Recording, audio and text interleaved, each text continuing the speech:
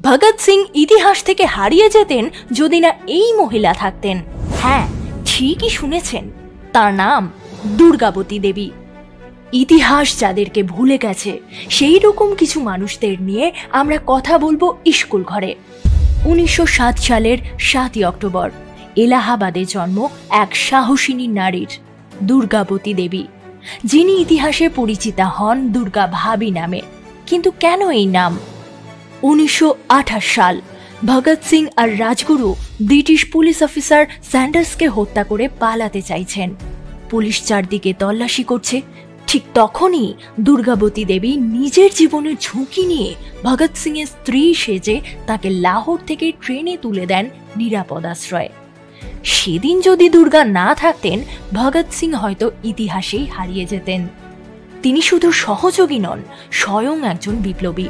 অস্ত্র চালাতে পারতেন, আশ্রয় দিতেন বিপ্লবীদের, জেলও খেটেছেন।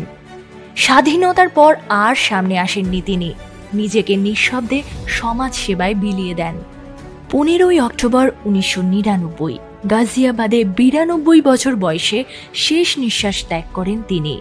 তবু তিনি রাষ্ট্রীয় স্বীকৃতি পাননি, পেয়েছেন শুধু ইতিহাসের নীরবতায় এক কোণ।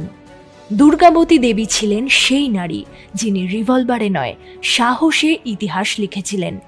তিনি আজও আমাদের অনুপ্রেরণা।